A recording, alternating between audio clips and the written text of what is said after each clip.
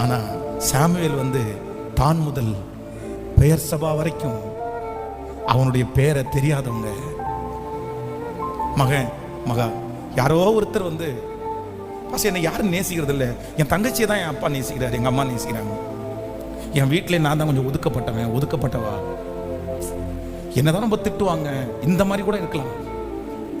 ஆனா நான் நம்புறேன், நீ யாரை பிடிச்சிக்கோ அப்படின்னு சொன்னா உன் மேல ஆண்டவர் ஒரு பெரிய திட்டத்தை வச்சிருக்கிறாரு.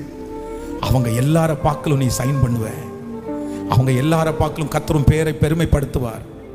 ஆகாது என்று தள்ளப்பட்ட கல்லை தலைக்கு மூளைக்கல்லாய் மாற்றுகிறவர் கர்த்தர்.